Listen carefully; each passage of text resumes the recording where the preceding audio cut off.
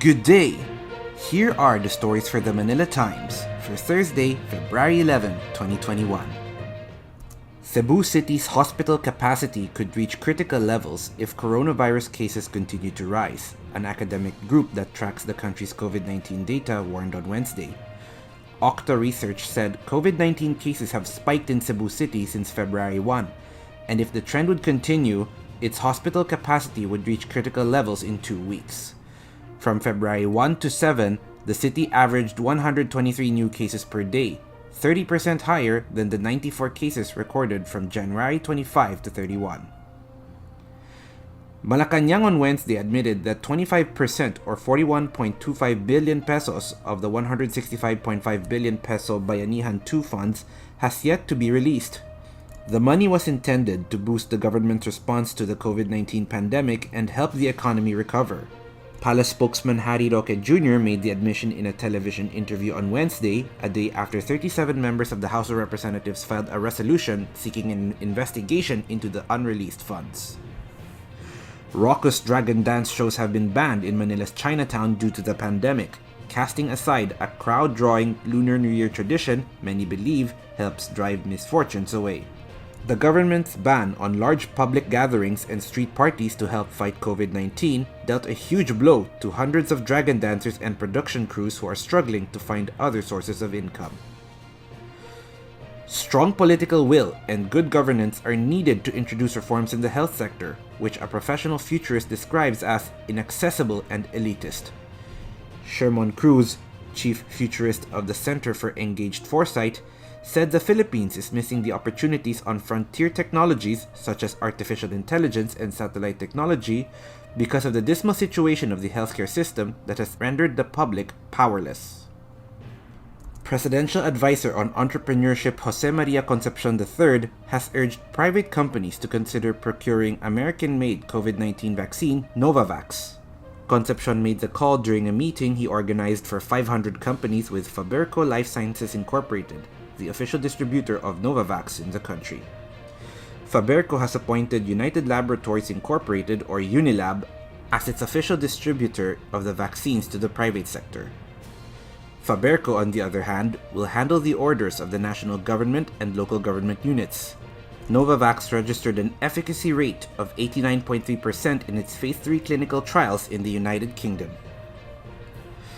The Department of Health said it might consider a yearly COVID-19 inoculation to fortify herd immunity.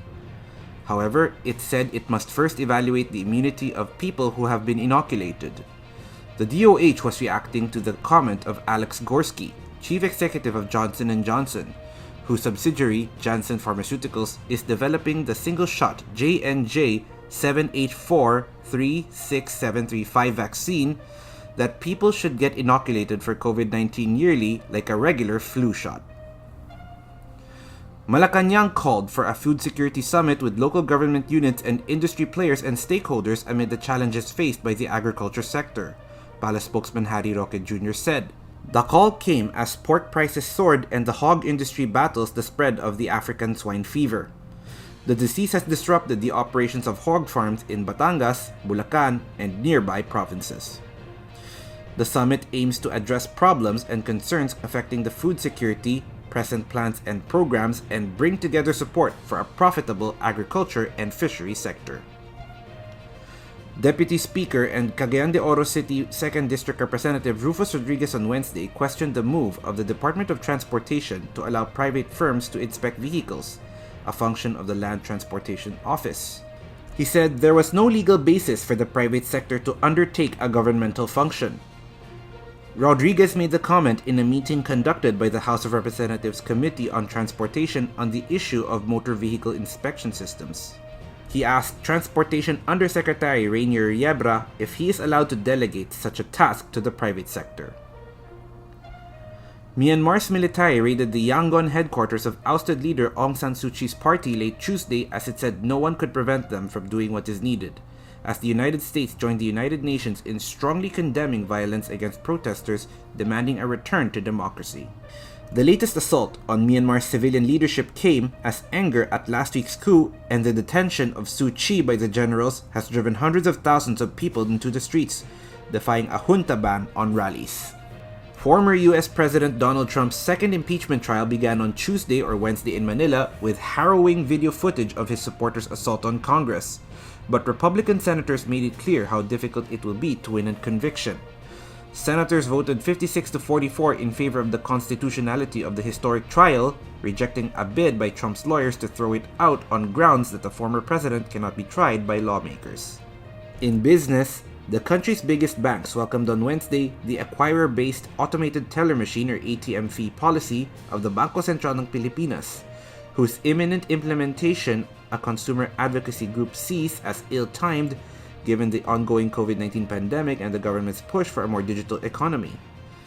In a statement, Benjamin Castillo, Bankers Association of the Philippines Managing Director, said his group appreciated the central bank's move to adopt this pricing philosophy that is market-driven and customer-centered. Topping sports, a relaxed Serena Williams was untroubled by Nina Stojanovic on Wednesday in the Australian Open, as the 23-time Grand Slam champion continued her ominous form at Melbourne Park.